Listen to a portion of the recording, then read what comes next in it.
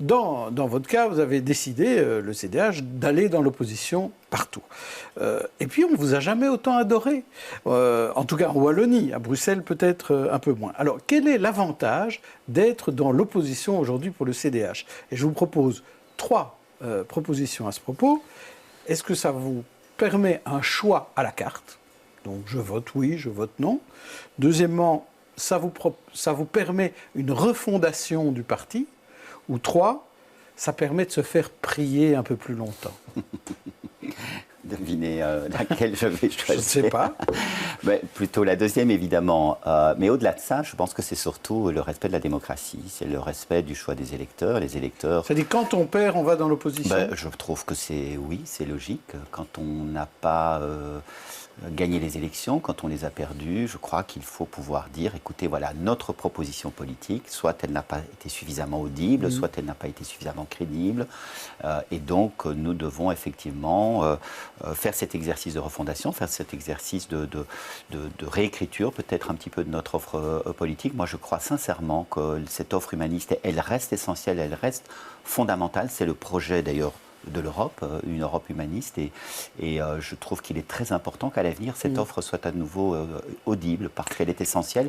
Et donc, je crois qu'il faut donner le temps à nos mandataires, à nos militants, et puis à tous ceux qui croient à cette offre, effectivement, de la réécrire. Mais en vous plaçant comme ça dans l'opposition, finalement, est-ce que vous ne poussez pas les extrêmes, d'une manière ou d'une autre, à aller dans des gouvernements? Et pour un parti du centre, c'est quand même un peu étonnant. Pas.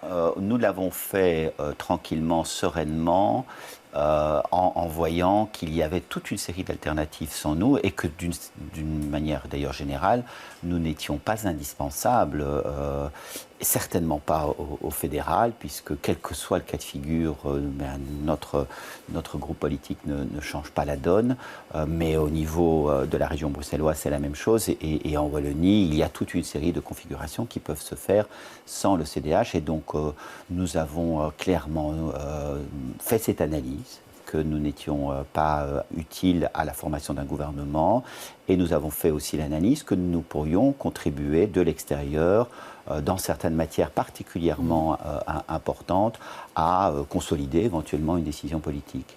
Alors, est-ce que c'est finalement l'examen de la situation à Bruxelles et le fait qu'on ne ferait pas appel à vous dans la majorité qui a poussé le parti CDH à dire, puisque c'est comme ça, on va dans l'opposition partout? Non, même si c'est vrai qu'il y avait je dirais, un parfum de coalition qui était en place depuis un certain temps, un parfum d'accord préélectoral qui était en place depuis un certain temps entre Défi, Écolo et PS. Ça n'a surpris personne qu'ils aillent de l'avant.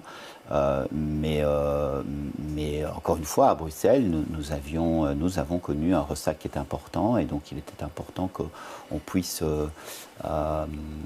se refonder, se renforcer, parce que je pense que nous faisons aussi l'analyse que nous avons participé depuis très longtemps au pouvoir à différents niveaux, et que de gouvernement en gouvernement, eh bien, nous connaissons une érosion, et donc il est important de prendre acte de cette érosion, et encore une fois, de voir de quelle manière nous pouvons, à l'avenir, réincarner une force politique beaucoup plus importante. Alors, au changement de siècle, le PSC est devenu CDH.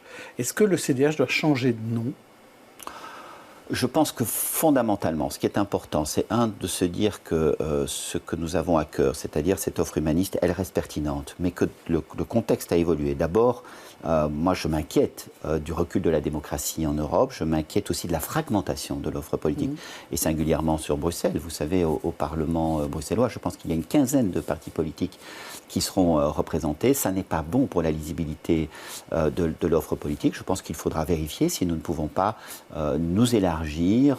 Vous alliez avec d'autres partis? Peut-être, il est trop tôt pour le dire, mais peut-être à un moment donné, nous coaliser pour représenter de nouveau une force beaucoup plus importante et pour peser beaucoup plus sur l'avenir.